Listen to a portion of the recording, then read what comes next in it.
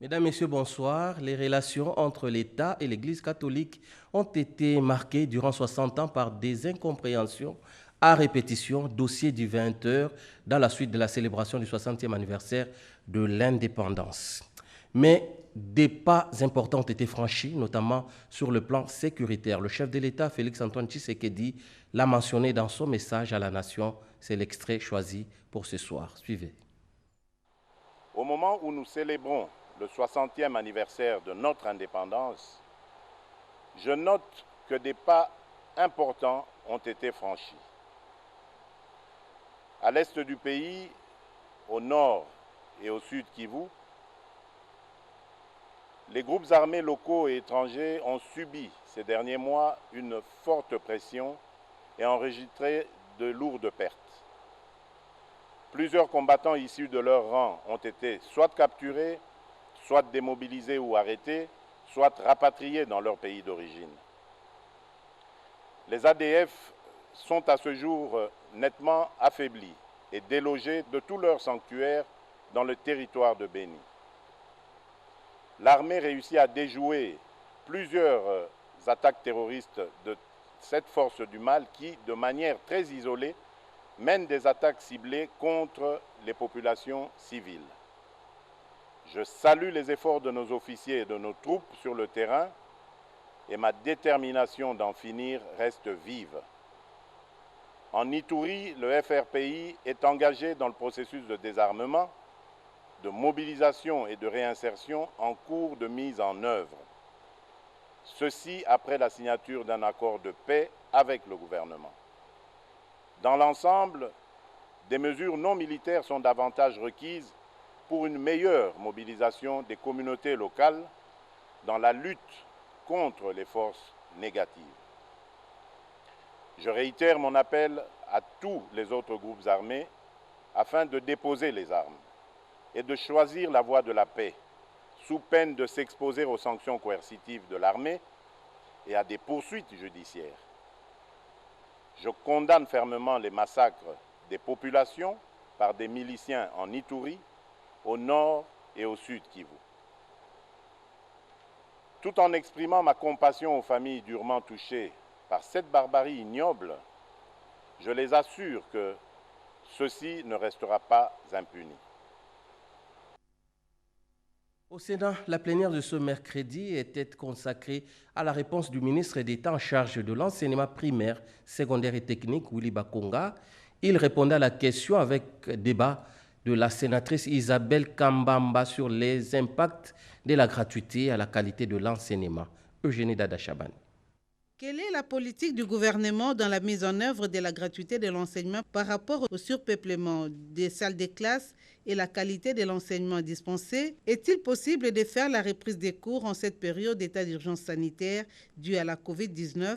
Les enseignements à distance permettent-ils à tous les élèves d'avoir accès à l'éducation de qualité? Quelles sont les infrastructures scolaires construites pour garantir l'accès à l'éducation pour tous en République démocratique du Congo? Quel est l'impact de la bancarisation sur la paie des enseignants et comment permettre aux enseignants d'avoir accès aux soins de santé de qualité? Toutes ces questions résument la question orale avec débat de l'honorable sénatrice Isabelle Kambamba adressée au ministre en charge de l'EPST, Willy Bakonga Willima.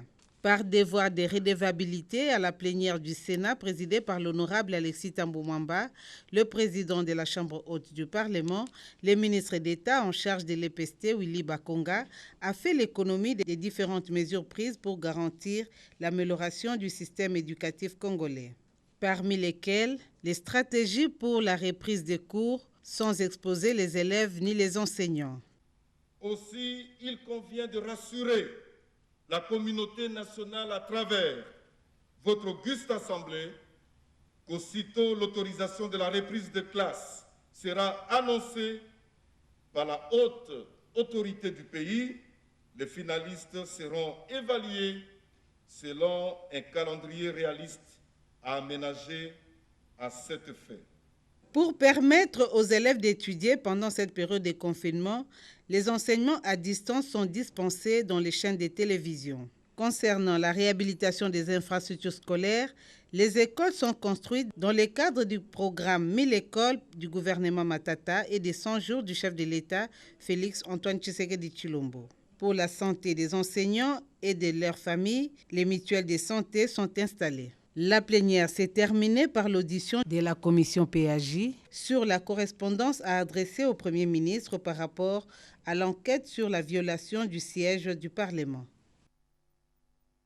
Un centre hospitalier ultramoderne au quartier Bibois, inauguré par le Premier ministre Sylvestre Ilunga Kamba. Il est l'œuvre de Olive Lembe Kabila, présidente de Initiative Plus. Françoise Bouela.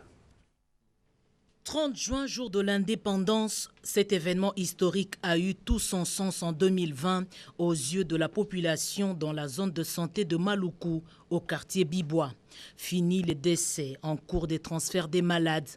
Un hôpital qui n'a rien envié aux formations médicales dans des pays développés. Réaction du Premier ministre Ilunga Kamba. Si on est raisonnable, il n'y a pas de raison d'aller se faire soigner à l'étranger.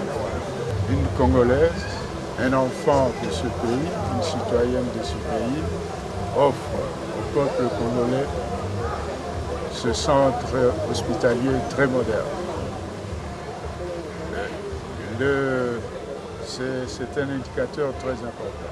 Et pour son inauguration, l'épouse de l'ex-chef de l'État a mis la barre très haut. Elle a convié chefs des corps et éminentes personnalités religieuses, dont l'ex-cardinal Laurent Mosengo Passigna, qui a procédé à la bénédiction de cette infrastructure sociale. La charge de couper le ruban est revenue au chef du gouvernement, Ilunga Kamba. La visite du lieu permet à tous les invités de découvrir ce trésor offert à la population de Lantsele. La consultation presque gratuite revient à 7 000 francs. Le matériel est à la pointe de la technologie. Olive Lembe Kabila n'est pas à son premier geste. Elle dit répondre à l'appel du chef de l'État, Félix Antoine Tshisekedi Tshilombo, lancé à tous en cette période de crise sanitaire. La présidente de l'Assemblée nationale, Janine Mabunda, salue l'œuvre. Toute personne qui peut contribuer à améliorer le quotidien des Congolais, améliorer son mieux vivre, son mieux manger, son mieux soigner, une façon d'être mieux éduquée, eh bien toute personne qui contribue, surtout à un moment du jour de l'indépendance, qui est un moment d'unité, qui est un moment de rassemblement, qui n'est pas un moment de polémique ou de guerre, eh bien je pense que si on peut soutenir des initiatives qui amènent de meilleures conditions de vie pour les Congolais, on doit l'encourager. Avec une capacité de 120 lits, le centre hospitalier Initiative Plus organise plusieurs services, notamment les urgences, la médecine interne, la chirurgie endoscopique et l'imagerie. La construction de cet édifice a pris 10 ans. Après le déconfinement de la Gombe, les vendeurs du marché central manifestent leur mécontentement puisque Zando restera fermé pour des travaux de réhabilitation. Leur syndicat est allé voir le vice-premier ministre et ministre de l'Intérieur pour se plaindre. Nadine Yango. Le marché central de Kinshasa est l'un des marchés qui génère le recette devant booster le développement de la ville-province Kinshasa. Depuis la crise du Covid-19, ces marchés demeurent fermés malgré les déconfinements de la commune de la Gombe. La vie étant devenue insupportable par manque de revenus, la délégation syndicale de vendeurs du grand marché s'est rendue auprès du vice-premier ministre, ministre de l'Intérieur, Sécurité et Affaires coutumières, Gilbert Kankonde Malamba, pour solliciter sa réouverture. Excellence, monsieur le vice-premier ministre, ministre de l'Intérieur, nous a dit qu'il y a une commission qu'il avait créée et cette commission vient de lui donner les rapports par rapport à la situation qui prévaut au niveau du marché central. Et dans cette commission, il y a aussi des propositions que la commission avait faites afin de permettre au gouvernement de la République de prendre des décisions pour trouver satisfaction aux revendications des commerçants. Les patrons de la territoriale et sécurité a rassuré ces vendeurs du grand marché et les a invités à garder leur mal en patience car cette question sera débattue au cours de la réunion prochaine. 3 ministres du gouvernement central au Lualaba, du travail, des mines et de la santé pour évaluer les mesures de déconfinement dans les entreprises minières. Robert Ndaye.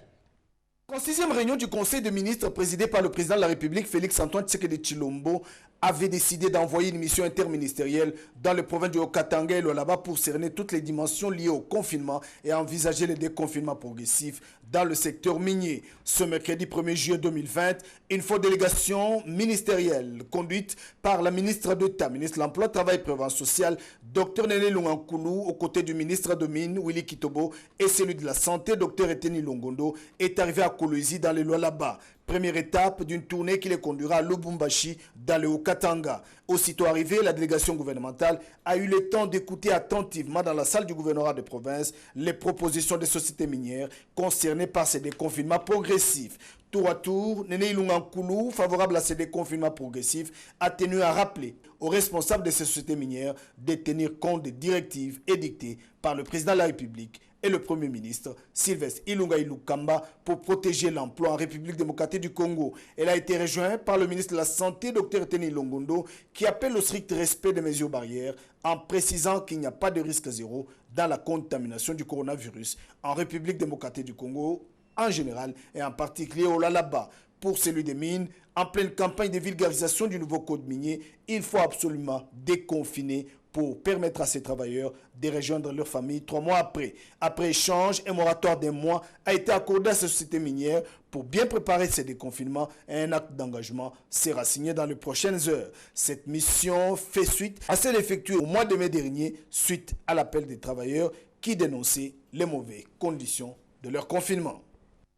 Et toujours dans le Katanga, le secteur minier, la GECAMIN, Albert Yuma reste en place comme président du conseil d'administration. Jacques Kamenga cède sa place de directeur général à Sama Lukonde Kienge. Le nouveau DG a pris ses fonctions à Lubumbashi après la cérémonie de remise et reprise. À l'aube du 60e anniversaire de l'indépendance de la RDC, M. Sama Lukonde Kienge devient le nouveau directeur général de la GECAMIN. C'est ce lundi 29 juin 2020 qu'il a pris les commandes de cette entreprise minière étatique. Après l'arrivée du PCA, Albert Yuma Moulimbi, la cérémonie officielle de remise et reprise pouvait débuter. Elle s'est déroulée en présence des témoins, dont le directeur de cabinet du ministre du Portefeuille, le directeur de cabinet du ministre des Mines, les membres du conseil d'administration, sans oublier la délégation syndicale représentant les travailleurs GECAMIN. La cérémonie a eu pour cadre le bureau du directeur général. Tout a commencé par la signature des différents procès-verbaux par les 2 directeurs généraux, à savoir le sortant Jacques Kamenga et l'entrant Sama Lukonde. Et le PCA a aussi signé en dernier CPV. Pour la circonstance, le directeur général AI sortant a dressé sommairement le tableau actuel de la GECAMIN et a fait part à son successeur de 8 grands dossiers prioritaires pour la société. Entre autres, la transformation de la société en cours, l'amélioration de la rentabilité, la poursuite du plan social, la situation financière, la poursuite des négociations dans le partenariat.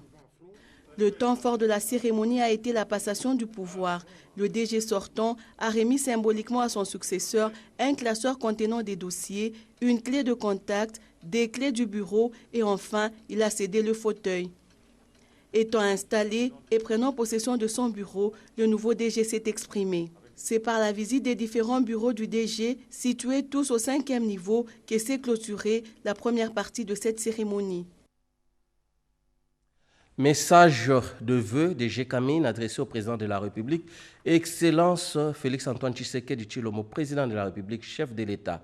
En ce jour où la République démocratique du Congo célèbre le 60e anniversaire de son accession à la souveraineté nationale et internationale, le conseil d'administration, la direction générale et le personnel de la Générale des carrières et des mines vous présentent leurs vœux les meilleurs en cette période critique où le monde est confronté à la crise liée à la pandémie du coronavirus. Le nouveau conseil d'administration installé à l'aube de la célébration de la fête de l'indépendance entend vous accompagner en vue de rendre effective votre vision de relance économique nationale. GECAMIN vous remercie de l'attention que vous ne cessez de témoigner en son développement et son envol comme fleuron de l'industrie minière au pays, en Afrique et dans le monde. Cette volonté pousse GECAMIN à redoubler d'ardeur pour atteindre les objectifs de production, socle de son développement affectif. Nous vous souhaitons, Excellence, Monsieur le Président de la République, une joyeuse fête d'indépendance 2020 et vous réitérons nos vœux de longévité. Que Dieu vous bénisse. Signé Albert Youmamoulimbi, président du conseil d'administration, et Sam Lukonde Kenge, directeur général. 10 millions de dollars américains pour secourir les entreprises en difficulté pendant la crise sanitaire. Ce financement du Fonds pour la promotion de l'industrie a été remis aux bénéficiaires par le ministre de l'Industrie, Julien Paluku. 10 millions de dollars pour 5 entreprises. C'est la chèque remise ces jours par le ministre de l'Industrie, Julien Paluku Kaongia, qui avait à ses côtés le directeur général du FPI, Patrice Kitebi, dans le cadre du deuxième financement aux opérateurs économiques pour atténuer l'impact négatif de la Covid-19 sur les entreprises congolaises. Au nombre de ces entreprises bénéficiaires de ces financements du FPI, l'on note l'entreprise Stratégos qui va devoir installer une minoterie dans la province du Kwilu. L'alimentation du Kivu, la société des transports fluvial et la structure des compagnons de David figurent également sur la liste. La Congolaise de la voie maritime, CVM, va en elle seule bénéficier de 5 millions de dollars pour faire les dragages au niveau de Mwanda, Boma et Matadi pour permettre ainsi aux bateaux de mieux naviguer. Sélectionnées de manière rigoureuse, ces entreprises auront pour mission première d'approvisionner l'espace Kasaï et Équateur en produits industriels, a fait savoir le patron de l'industrie Julien Paluku. Aujourd'hui, on peut se satisfaire que dans l'espace Kasaï, dans l'espace Équateur, nous commençons à approvisionner ces espaces-là par des produits industriels qui viennent de Kinshasa. Et de là, on peut commencer à ramener également d'autres produits vers Kinshasa ici. Alors pour aujourd'hui, dans notre politique, nous voulons réduire les importations. Parce que qui dit importation dit sortie des devises. Nous voulons renforcer toutes les structures qui produisent au Congo. Cette série de financements des entreprises par le gouvernement congolais a pour mission d'atténuer les chocs dus aux effets négatifs de la Covid-19 sur la population congolaise. Et aussi, les actions à mener pour stopper les coronavirus s'intensifient. Une chaîne de solidarité s'organise autour de la première dame. RTL RDC vient de rejoindre l'équipe avec une aide aux personnes démunies. Naïcha Kiala. L'appel à la solidarité lancé par le président de la République et relayé par la première dame face à la crise sanitaire actuelle continue à faire écho. Aux dernières nouvelles, la société de télécommunications RTL RDC s'est associée à la fondation Denis Nyakeru Tshisekedi pour venir en aide aux personnes vulnérables.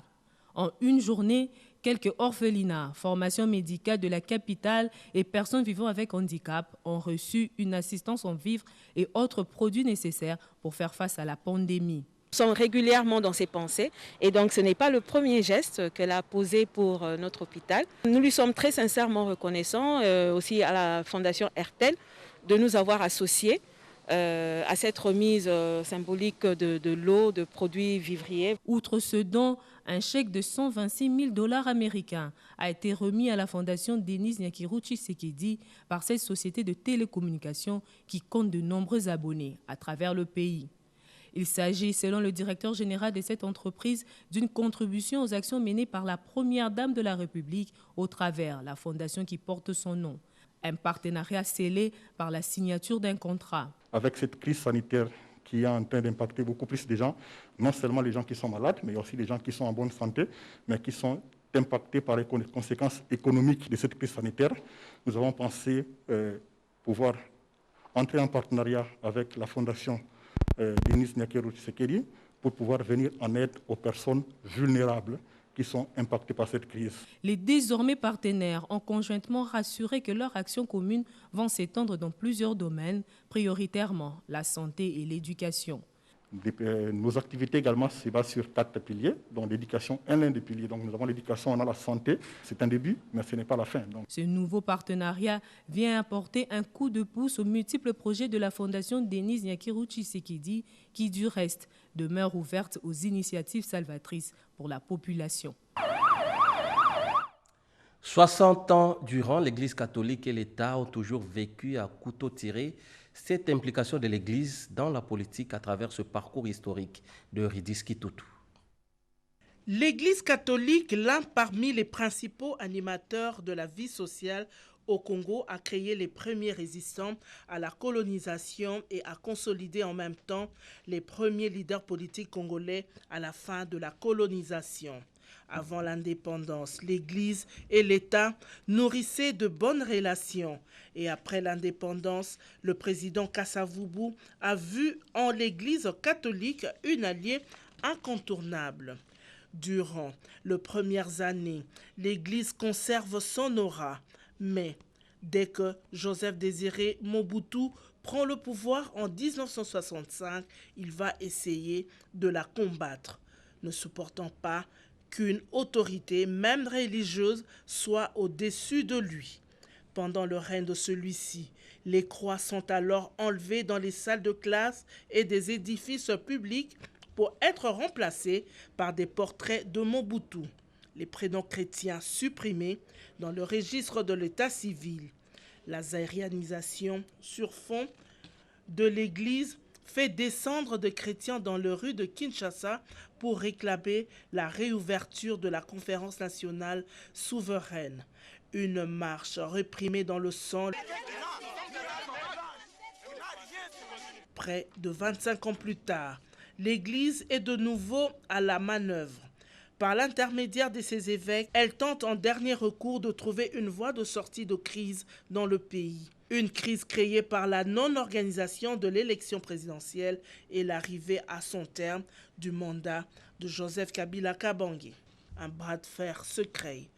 Des marches contre le pouvoir étaient convoquées par le comité laïque de coordination pour accentuer la pression sur le régime de Kabila. Sous l'égide de la SANCO, les pourparlers d'un accord de sortie de crise a mis fin aux gestations politiques avec l'accord de Saint-Sylvestre. Caractérisé par une ouverture à un débat contradictoire, mais responsable dans la gestion de la chose publique, le régime actuel a tendu la main à l'Église catholique avec l'espoir de l'accompagner dans ses actions. Le dernier des anciens combattants a attiré sa révérence il y a cela quelques années. À titre posthume, le ministre délégué aux anciens combattants l'a décoré. Des hommages mérités ont été rendus à l'ancien combattant de la 10e guerre mondiale à Gambela, membre du corps expéditionnaire, le premier sergent Daniel Myuki Basoloa. Le ministre délégué à la Défense nationale en charge des anciens combattants, Sylvain Mutombo, a représenté le président de la République et chef de l'État Félix-Antoine Tshisekedi Tshilombo à cette cérémonie funéraire. Outre le rappel historique, le ministre délégué Sylvain Mutombo a fait des promesses aux anciens combattants. Pour honorer ceux qui ont donné leur vie pour la nation, le président de la République, chef de l'État et commandant suprême de FARDC, a signé pour la toute première fois dans l'histoire de notre pays, 75 ans après la fin de la Deuxième Guerre mondiale, 2 ordonnances portant admission dans l'ordre national, héros Kabila Lumumba, pour reconnaître la bravoure de ces vaillants combattants. Il s'en est suivi le port de la médaille de mérite à titre posthume, aussi le dépôt de gerbes de fleurs. Juste après, le cortège funèbre s'est ébranlé vers le mémorial des anciens combattants à la place dite Force publique. Ceci pour la cérémonie solennelle des décorations du caporal Albert Kounyuku et du premier sergent Maurice Saka Mwamba, des survivants de la guerre mondiale 40-45. Toutes ces manifestations se sont déroulées grâce à l'implication personnelle du chef de l'État, Félix-Antoine Tshisekedi Tshilombo. Voilà, l'un des survivants a donc tiré sa révérence il y a de cela quelques jours. Message des vœux du Conseil économique et social. Notre pays célèbre aujourd'hui sa 60e année d'indépendance. Au nom du Conseil économique et social, permettez-moi de souhaiter à toutes et à tous, Congolais de l'intérieur comme ceux de l'étranger, une heureuse fête de 30 juin. Le Conseil économique et social, institution républicaine, ne peut cependant cacher ses inquiétudes par rapport à la situation que traverse notre pays, les crises économiques, sociales, sécuritaires et sanitaires qui frappent la République démocratique du Congo exigent pour leur résolution l'union de tous les Congolais et le fonctionnement harmonieux de nos institutions. Ces questions ne peuvent nullement être des matières d'opposition car le bien-être de nos populations doit être la raison impérieuse de toute action entreprise. Le but suprême de l'exercice de la politique consiste à construire une nation et non à la détruire. Nous en appelons au rétablissement des relations interinstitutionnelles franches, courtoises et respectueuses dans l'esprit d'unité qui a permis au peuple congolais de conquérir son indépendance en 1960. Gardons-nous de toute amnésie afin d'éviter de commettre encore et toujours les mêmes erreurs. Sachons-nous montrer dignes de ce grand pays et de l'immense responsabilité que nous avons envers les générations futures. Que Dieu protège la RDC et son peuple. Joyeuse fête de l'indépendance. Pour le Conseil économique et social, Jean-Pierre Kiwakana Kimayala, président.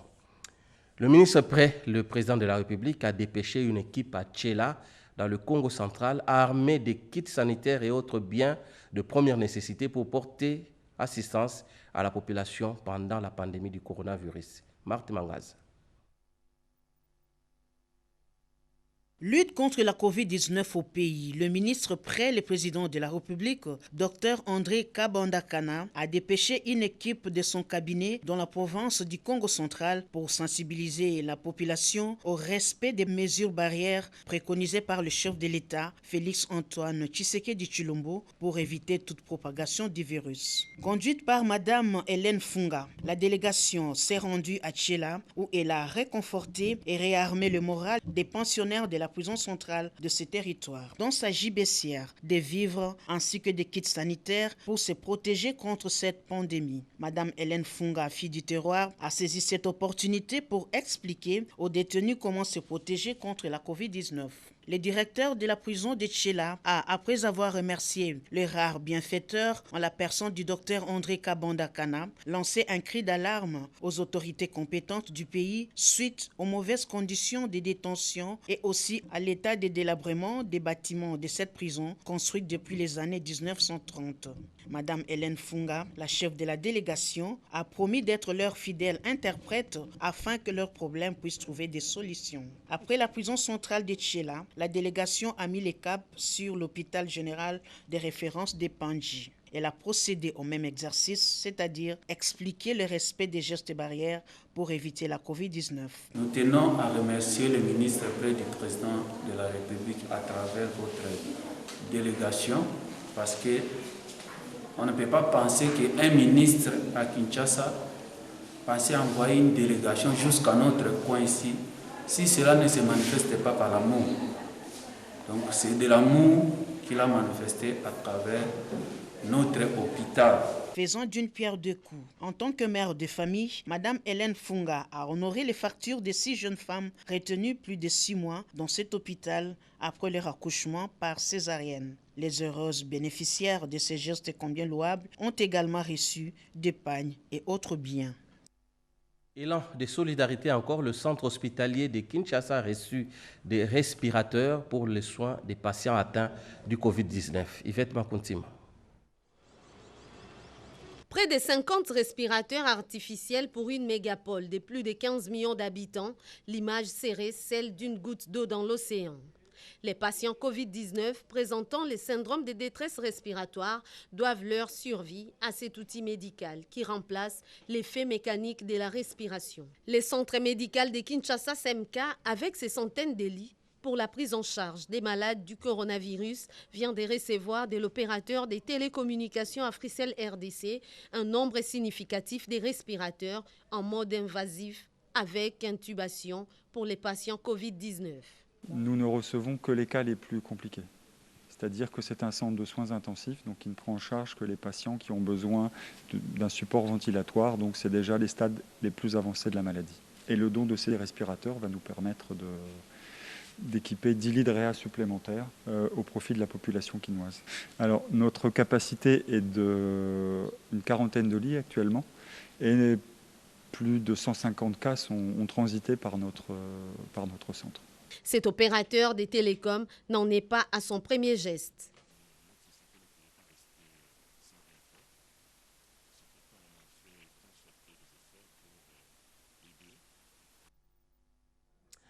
Et la SONAS, pour terminer, pour assurer la bonne sécurité sanitaire aux travailleurs après les déconfinements, tout le bâtiment administratif a été pulvérisé pour désinfecter l'environnement du travail.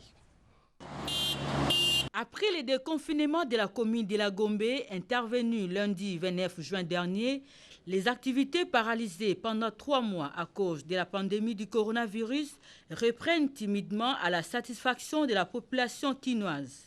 La maladie étant toujours présente, la Société nationale d'assurance, dirigée par le DG Lucien Boniemé-Kofo, tient à préserver la santé non seulement des agents, d'où l'imposition rigoureuse des gestes barrières édité par l'OMS et le ministère de la Santé, notamment le lavage et la désinfection de mains, le port obligatoire de masques, le respect des distanciations sociales et la prise des températures. Outre ces mesures barrières, le bâtiment de la SONAS a été désinfecté grâce aux techniciens spécialisés qui ont installé les dispositifs de décontamination par bio-nettoyage, de désinfection et de stérilisation des espaces de travail occupés par les agents à la direction générale. Même exercice a été imposé à toutes les agences SONAS disséminées dans la capitale et dans les provinces. Bien avant cette action de désinfection des locaux de la SONAS, le DG Boniemé a instruit la direction médicale de l'entreprise d'accompagner les cadres et agents au centre de dépistage volontaire au coronavirus placé au stade des martyrs de Pentecôte. Message de vœux de la Société nationale des loteries SONAL à l'occasion du 60e anniversaire de l'accession de notre pays à la souveraineté tant nationale qu'internationale. Le conseil d'administration, le comité de direction et l'ensemble du personnel de la Société nationale des loteries SONAL présentent les vœux le meilleur et une bonne fête de l'indépendance à son Excellence, Monsieur le Président de la République démocratique du Congo, chef de l'État, aux honorables présidents de l'Assemblée nationale et du Sénat, aux honorables députés et sénateurs, à son Excellence, Monsieur le Premier ministre et chef du gouvernement, aux membres du gouvernement, aux membres des cours et tribunaux, à toutes les forces vives de la nation, puisse l'Éternel vous combler de ses bénédictions et daigner bénir notre pays que nous voulons uni, fort et démocrate. Signé Moulaïla Tenga Banzou Tekis, président du conseil d'administration, et Jean-Marie Emungweumba, administrateur directeur général.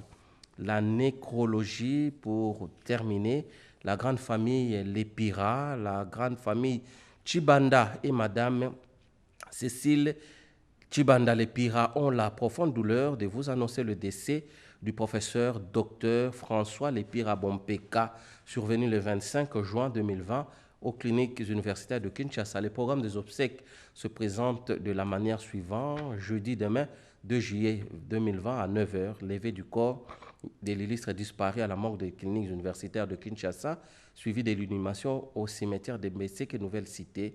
Les obsèques se dérouleront dans le strict respect des mesures, des gestes et barrières de lutte contre la COVID-19 cordialement. Voilà, ainsi donc s'achève cette édition d'information. Merci à vous de l'avoir regardé. Le prochain journal à 0h avec Getio Matuku. Au revoir.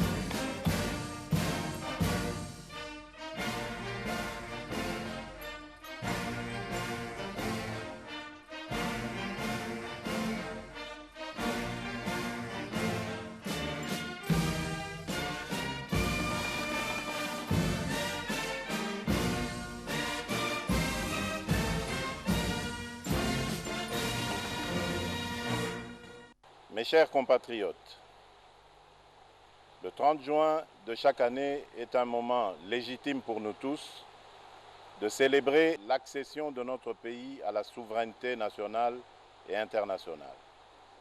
C'est aussi l'occasion de revisiter le chemin que nous avons parcouru ensemble, de prendre la mesure des défis au plan politique, économique et social.